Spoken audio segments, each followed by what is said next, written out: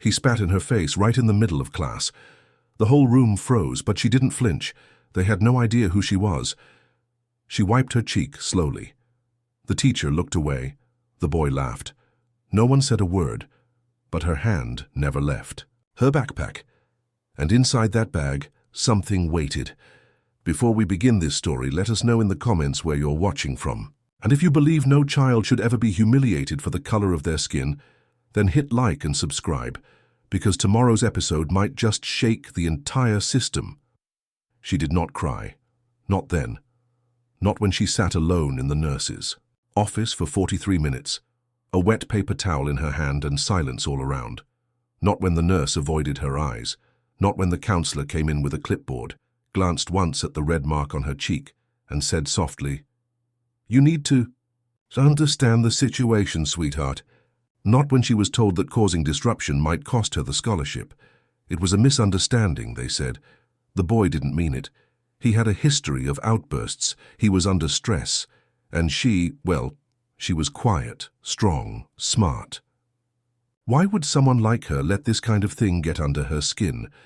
The counselor smiled like she was offering help, but her words were thinly veiled warnings. "You've worked so hard to get here. Don't throw it away." The girl said nothing. The nurse handed her a plastic bag with her belongings. She walked back to the hallway alone. When she returned to class, the boy was still there. He smirked. The teacher did not look up. No one made room for her at the table, so she sat in the back beside the trash can. The principal called her in at lunch. His office smelled like leather and dust.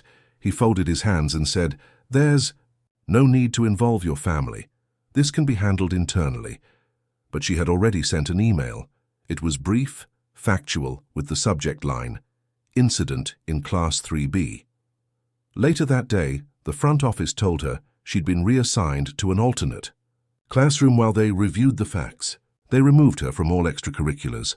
Her access to the student portal was suspended. She walked past the boy in the hall.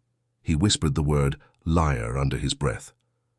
That night, the school's official email addressed the incident as a behavioral miscommunication.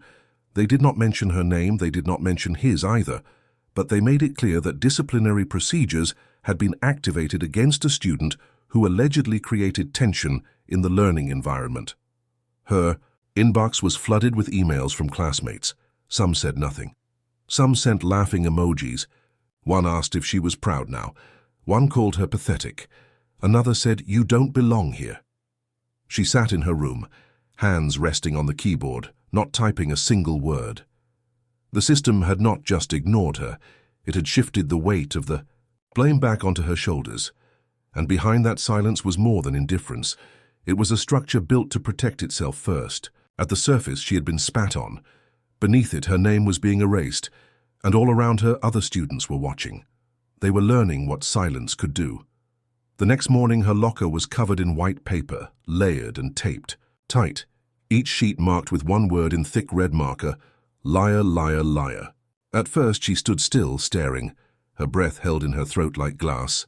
Then she peeled the paper off one layer at a time, folding each word into a silent square. No one helped. Students walked past, some glancing, some laughing, one recording. Inside her locker, someone had poured chocolate milk over her textbooks. A small crumpled note was wedged into the spine of her math folder. It read, "Smile for the camera, Justice Warrior." She brought the note to the counselor's office. The counselor opened her drawer, took the note without reading it, and said she would look into it. That was the end of it. By third period, her school email account had been reset. The message said, "Your password has been changed for security reasons." She went to the library to log in from a guest account, but her access was blocked. Her documentation of the incident, the original complaint, and the screenshot of Kyle's profile showing the video he had uploaded last week were all gone. The librarian told her she could not use guest computers without faculty supervision. She walked out. That afternoon, she tried to record Kyle during a confrontation near the parking lot. She held up her phone as he called her a fraud and a rat. He knocked the phone from her hand. A teacher saw it happen, but told the vice principal she had been filming students without consent. The next day, she was pulled into the office and handed a written warning for violating digital conduct policy. When she tried to defend herself, the principal leaned back in his chair and said, "We're not here to assign blame. We're here to keep the peace." The school's policy on recording without permission was suddenly being enforced, but only against her. By Friday, her voice had been stripped from the room. She wasn't just seen as a problem. She was labeled as disruptive, difficult, too sensitive. The message spread quietly. She was the kind of student who made everything about race. Her peers walked around her like she was a stain on the floor. She stopped talking in class, stopped raising her hand. At lunch, she sat outside alone, her food untouched. She had become the story everyone was eager to rewrite. The system had decided she was easier to contain than to protect. And now it was teaching her that even truth without power could be punished. On Monday morning, she found a folded note inside her history textbook. It was written in blue ink on the back of a detention slip. "I saw what happened," it said. "You're not alone." It was signed with just a single letter, M. At first, she hesitated. But when she walked into history class, Mr. Halberd glanced up, nodded once, and pointed to the empty desk near the front. He began the lesson as usual, speaking in his calm voice about civil rights cases and constitutional precedent. But during the second half of class, he slipped her a printed article about whistleblowing laws, folded neatly between two worksheets. That afternoon, she stayed after class. He closed the door, said quietly, "If you're going to speak up, do it with clarity and protection." He told her how to save documentation in encrypted drives, how to timestamp everything, how to route files through proxy servers if needed. She listened, barely breathing. He handed her a USB and said, "For backup. No one ever checks the lab computers." That night she started recording. Short clips, conversations, voices, pauses. She backed them up just as he told her. By Wednesday she had 3 folders: witness accounts, direct threats, staff silence. But something kept scratching at her mind. During lunch, another student, Malik, a junior who rarely spoke, slid into the seat across from her in the library. He leaned in and whispered, "Be careful with Halberd. He acts helpful, but he's been reporting students for years." She looked up, startled. He continued, "My cousin tried to file something 2 years ago. Halberd offered help. Then it all disappeared. They turned it on her." Malik stood up, whispered, "Save everything, trust no one," and walked away. That afternoon during gym, her phone was gone. She had zipped it inside her backpack. After class it was missing, her bag was still there untouched. She searched the locker room, asked the front desk, filed a report. Nothing. That night she borrowed her aunt's old flip phone and opened her email from a public computer. Her drafts were empty. Her uploads to the backup drive showed a warning. Unknown access detected. Someone had already been inside. Every step forward had been watched. The ally she thought she had might not be an ally at all, and the silence around her was starting to move like a trap closing in. The next morning she was called into Mr. Halberd's classroom before the first bell. He closed the door behind her, his eyes unreadable. "There's been some confusion," he said calmly. "You've been talking to students about me. I understand your situation, but I can't allow slander." He handed her a form titled Student Behavior Alert. She read the first line.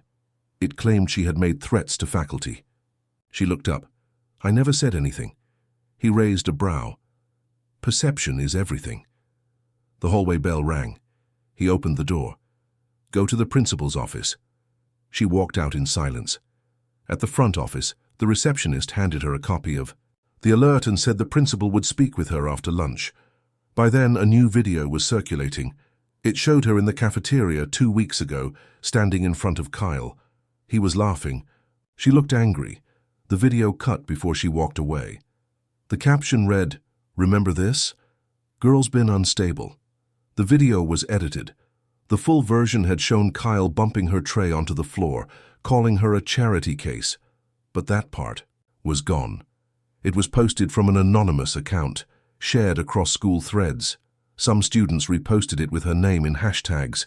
Others added memes, GIFs, captions that called her aggressive, entitled, dramatic. During 7th period, the principal called her in. He wore a forced smile. "I'm giving you a chance to reset. No more tension, no more recordings, no more rumors." He slid a form across the desk. It offered her restorative participation in a mediation session with Kyle. She shook her head. "I didn't do anything wrong." The principal leaned forward. "You can either sign this or we begin formal discipline." Her hands tightened in her lap. "You're threatening me." He raised his voice slightly. "I'm trying to keep you here, but I need your cooperation." That evening she received a notice from the district email. Due to ongoing disruptions, she was no longer eligible to participate in school-led clubs or student forums until further review. At dinner, her foster guardian asked if she had done something to provoke the school. She said nothing. That night she sat in bed holding the now useless USB. Every recording she thought she had was either gone or corrupted. Malik was no longer answering her messages. The door to every adult seemed closed. The boy who spat on her had not even been removed from class. She was the one being erased, one policy at a time. And the ones erasing her were doing it with signatures, not slurs. She wasn't being expelled. She was being silenced piece by piece. The system did not shout. It smiled while it squeezed.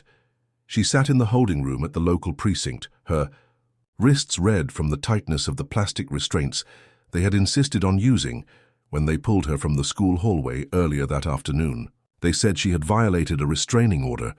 She had never seen one. She said so. They didn't care.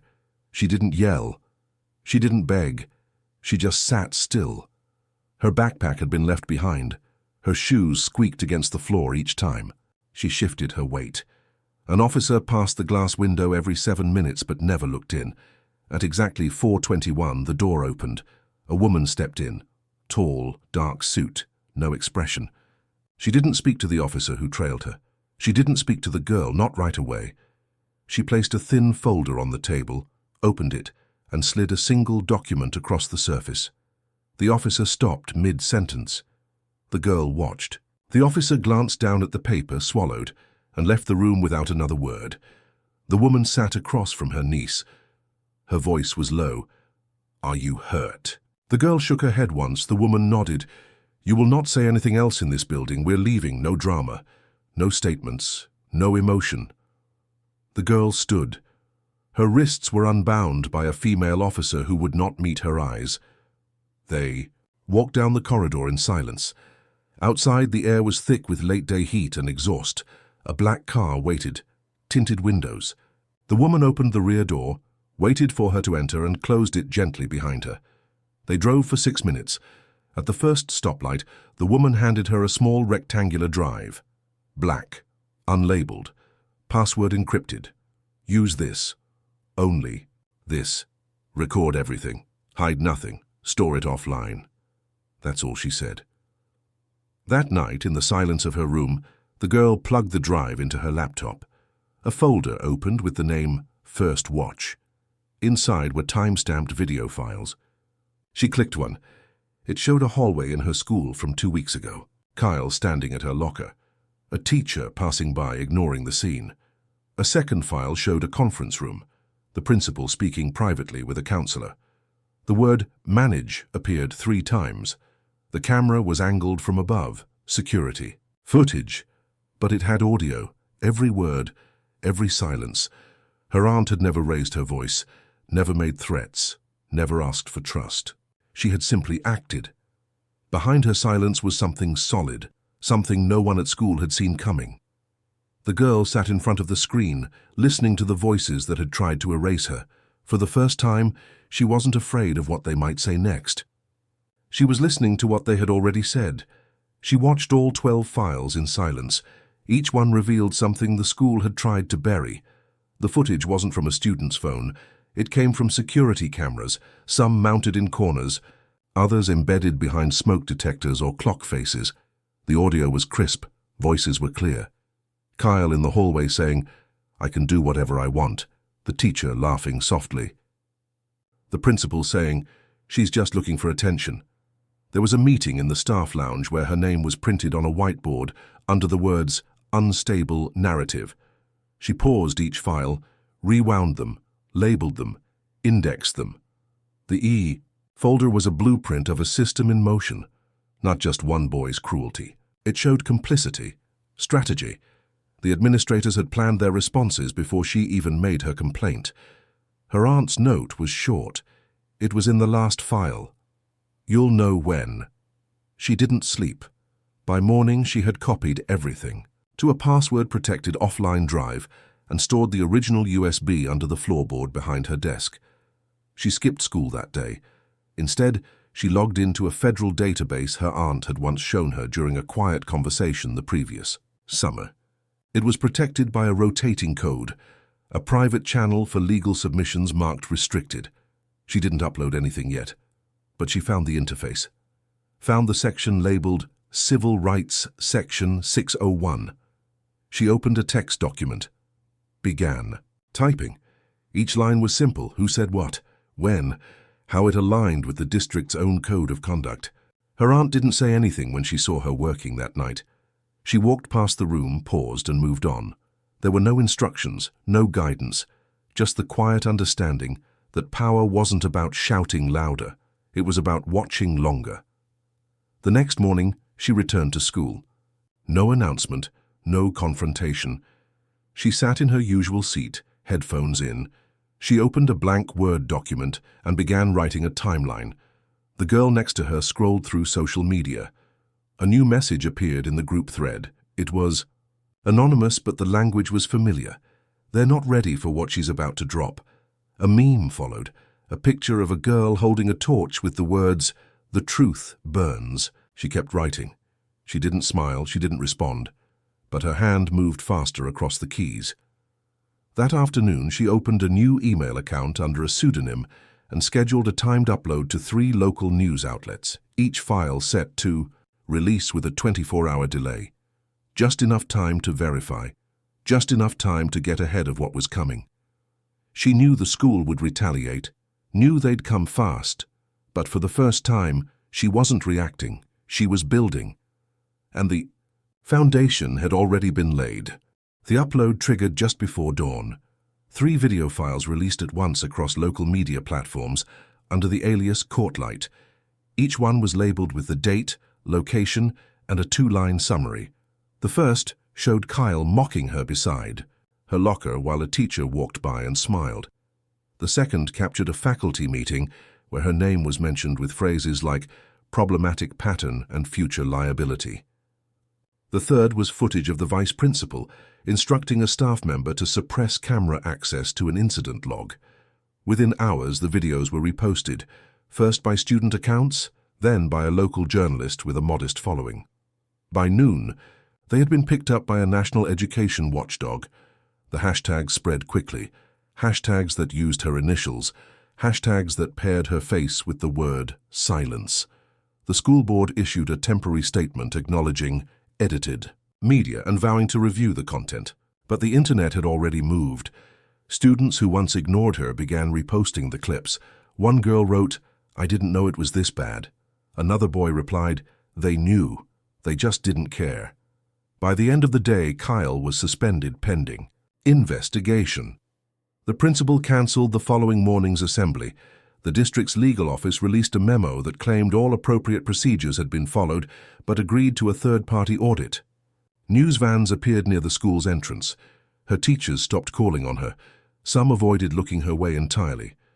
For a moment it felt like victory, like justice had cracked the surface. But she knew better. That night, a new video appeared. It was blurry. Shot in a hallway, it showed her arguing with someone off-screen. The audio was distorted, but certain words were highlighted in captions. Threat, intimidate, violence. The account that posted it claimed to be from a student witness. In the caption it said, "She made it all up. Her entire story. This proves it." Within hours, the narrative shifted. A second anonymous account released what it called her disciplinary history. It included references to a juvenile court case sealed years ago. A third account posted screenshots from a private group chat where students joked about planting fake messages just to see who would believe them. The comment sections turned. The same people who had written support now asked questions. Is this real? Why would she lie? Why didn't she come forward sooner? Her name began trending again, but now beside phrases like mental instability and fake victim. She logged off, closed her computer, sat on the edge of the bed without moving. The walls were still. Her aunt did not knock. She knew this part would come. The system never surrendered without smearing what it could not silence. The girl opened her drawer, took out a clean sheet of paper, and wrote at the top, Phase 2. She had expected the applause. She had also expected the backlash. The difference now was that she had learned how to move before the noise did. The scholarship office emailed her at 6:42 a.m. The message was brief. Due to ongoing disciplinary actions and pending investigations, your scholarship has been suspended. Her access to the school's portal was revoked. When she arrived that morning, security met her at the entrance. They handed her a formal notice. Until further notice, she was banned from school property. No explanation, no appeal process. Her counselor had not called. The district office did not respond. By mid-afternoon, her foster guardian received a letter from Family Services recommending that the girl be evaluated for placement adjustment. The guardian asked her to pack a bag just in case. The kitchen was quiet. No one said what they were all thinking. That maybe the girl had brought this on herself, that maybe it would be easier if she left. Online, her name was now attached to dozens of false narratives. Screenshots, real and doctored, were shared across group chats. One claimed she had sent threatening emails to faculty. Another said she had posted revenge plans on a hidden profile. None of it was true, but truth had no traction. Each time she tried to correct the story, another lie replaced it. Her inbox was flooded with anonymous messages. Some called her a fraud. Some called her worse. One said they had her address. Another described what they would do if she showed up at school again. The district issued no protections. The local police said the threats were not credible enough to warrant action. Her aunt remained quiet. She offered no comfort, no explanation, just presence. Late that night, the girl sat at the bus stop with a suitcase beside her. Her guardian had said she could stay with a friend until things calmed down. The wind was cold. Her phone buzzed once. It was from an unknown number. The message read, "You lost. Go home." She deleted it. The next bus came. She didn't move. Another bus passed. Still, she sat. Then a car pulled up. The window lowered. Her aunt looked at her. "You're not done." The girl got in without a word. They drove in silence.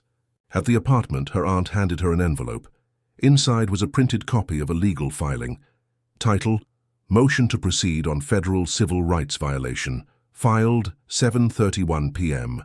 Filed by Associate Counsel under authority of Sitting Justice. The girl stared at the document. Her name was listed as the primary complainant, but the line that made her pause was the final one. On behalf of the people. She folded the paper, placed it on the table, and nodded once. She was not leaving. Not yet. The war had just changed courts. The filing hit the federal court docket before sunrise. By noon, legal analysts were already calling it one of the most aggressive civil rights complaints ever brought against a public school system in the state. The suit named the school principal, vice principal, district superintendent, 2 faculty members, and the city police department. The charges included obstruction, coordinated defamation, willful negligence, suppression of protected speech, and targeted racial harassment. Attached to the filing were over 40 minutes of unedited surveillance footage, metadata from school servers, internal memos, and policy violations. The documents were submitted with a rare judicial endorsement, signed not just by an attorney, but by an active sitting Supreme Court justice. Her name appeared in bold print on the final page, the girl's aunt. When the press uncovered the connection, headlines exploded. Who is the teen at the center of this case? What school tried to hide her? Why the justice waited until now? At sea. The courthouse steps, reporters waited. The justice did not speak to them.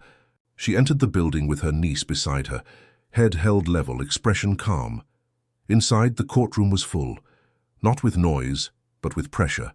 School board lawyers scrambled to delay, filed motions to dismiss, claimed lack of jurisdiction. But they had not expected federal oversight, had not expected the woman beside the girl to walk directly into chambers with a briefcase containing constitutional precedent and legislative memory that could outmatch every tactic they had prepared. When the judge asked if there was preliminary evidence of systemic misconduct, the justice handed her a list. Not of complaints, not of quotes, but of dates, names, cross-referenced decisions, 47 violations, each mapped to specific moments, already caught on video. In response, the district tried to pivot, said the footage was illegally obtained. The justice smiled. The cameras were owned by the school. The girl had legal access under her student rights clause. A second attempt to dismiss was blocked. The case would proceed. Across town, the school board went into emergency session. The Aunchi district attorney issued a statement promising full cooperation, but the pressure kept rising.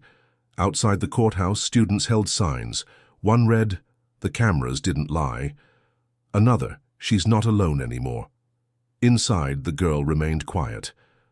She had not spoken to the media, had not given interviews, but her silence now was power. Her name was on the lawsuit. Her voice was in the evidence. And beside her stood not just a family member, but the law itself.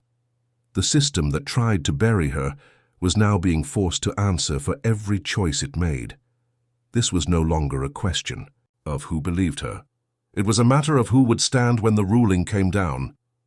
Within 48 hours of the federal filing, a new wave of retaliation began. Anonymous sources contacted national media outlets with claims that the justice had used her influence to bypass proper legal channels.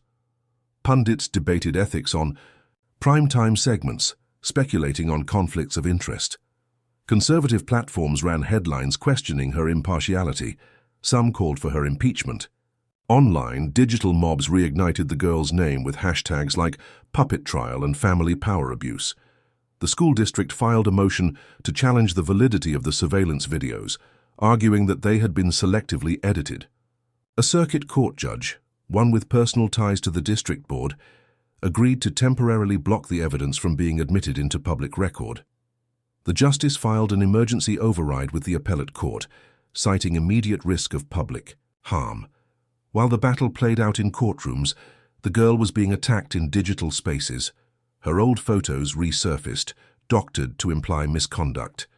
A story circulated that she had plagiarized her entrance essay for the scholarship. Another rumor claimed she had staged the entire classroom incident for attention. She received emails threatening to expose more personal information unless she dropped the case. One email included a photo of her aunt's house.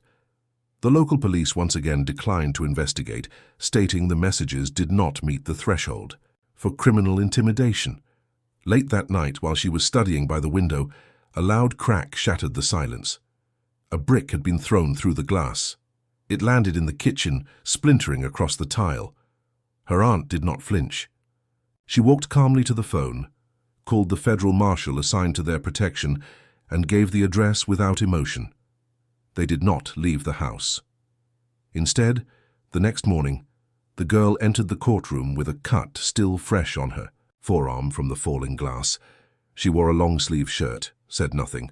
But when the opposing lawyer tried once again to delay the hearing, citing public confusion and lack of verified facts, the judge looked at the girl and asked if she had anything to say. She stood, spoke in a tone she had learned from her aunt. Quiet, precise. She recited every attempt to suppress her voice, every email ignored, every policy bent, every moment captured on video where authority turned its face away. She ended with a single sentence. "You do not get to call it confusion just because it was inconvenient to see." The room fell silent. The district's legal team looked shaken. The judge ruled to admit the full evidence into the permanent record. Outside, protest signs shifted. They no longer asked questions, they demanded answers. The girl sat down, still calm, but inside she could feel the weight of something changing. Not finished, not safe, but shifting. The retaliation had been brutal, but it had not broken her. And now the system was being forced to stare back. The next hearing was scheduled for 9 o'clock sharp. The courtroom was packed before 8. News crews lined the steps. Supporters gathered in silence, holding signs with no slogans, just eyes printed in black and white. Inside, the girl sat between two federal civil rights attorneys. Her aunt, in her formal robes, stood at the side table, not as a witness, but as an intervener with full judicial authority to correct procedural obstruction. The opposing counsel tried once again to challenge her involvement, citing bias. The presiding judge asked him to explain the specific point of law being violated. He could not. The justice remained silent until it was time. She approached the EY bench, opened a worn leather folder and began to speak. She cited past rulings, landmark cases, and congressional intent behind Title 66 of the Civil Rights Act. She referred to previous judgments where power had hidden behind policy to avoid accountability. Her voice did not rise. It remained steady, cutting cleanly through every attempt to deflect. The district lawyer objected again, arguing that the girl's behavior was disruptive before the incident. The justice replied by presenting a written evaluation from the girl's teachers before the complaints began. Each one marked satisfactory or above. When asked if the girl had violated any formal rule before the spitting incident, the district could not provide a single documented infraction. Then came the testimony. The girl stood slowly. She held nothing in her hands. She did not read. She looked at the judge and spoke clearly. She described the first day she arrived at that school, how eyes followed her in the hallway, how her name was mispronounced again and again, how silence met her every time she was hurt, and how the worst pain did not come from one boy's spit, but from the way adults chose not to see her afterward. She said the policies were not broken. They were written to break people like her. She said she didn't want revenge. She wanted memory. So this didn't happen to the next girl. The room was still when she finished. The judge thanked her. No one clapped, no one needed to. The silence felt heavier than applause. The principal, sitting across from her, leaned forward suddenly and said she was exaggerating. He accused her of manipulating the media. The judge warned him once. When he stood up and shouted that this entire case was a joke, the court-martial moved. The judge ordered him held in contempt. As he was escorted out, he shouted that none of this would stick, that people like her always play the victim. No one answered. A teacher stepped forward next. She had worked at the school for 9 years. Her voice trembled. She said she had seen the video. She had seen worse.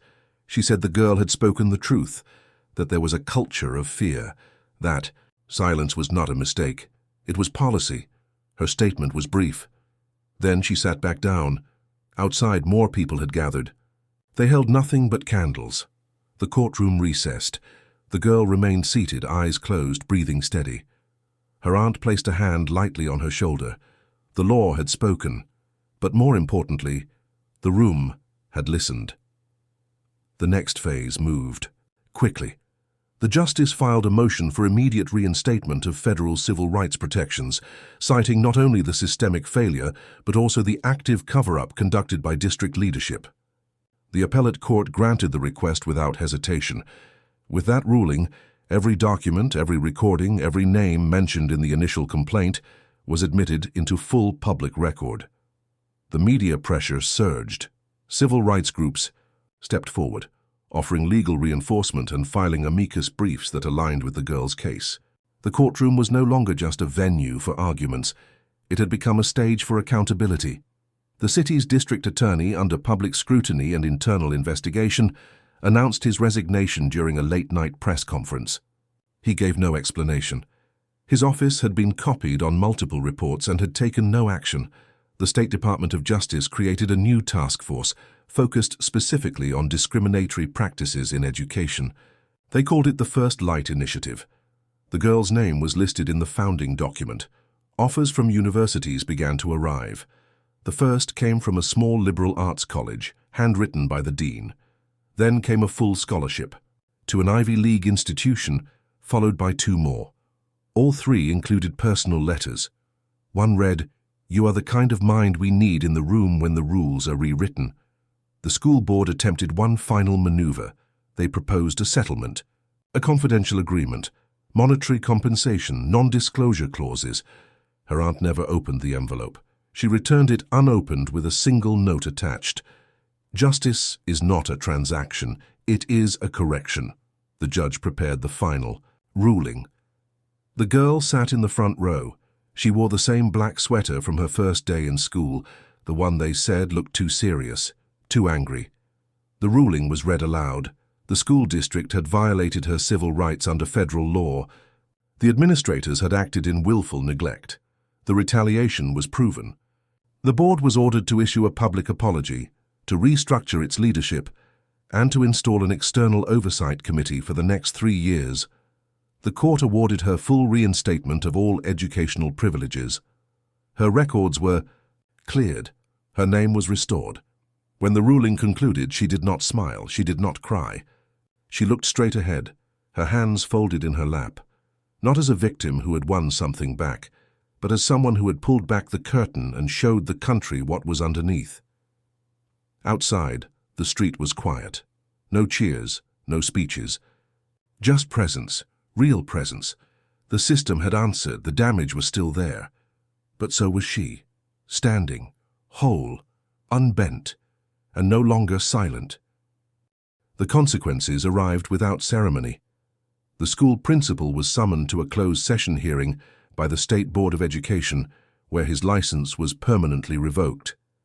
The official reasoning cited gross negligence, willful misconduct, and failure to maintain ethical oversight.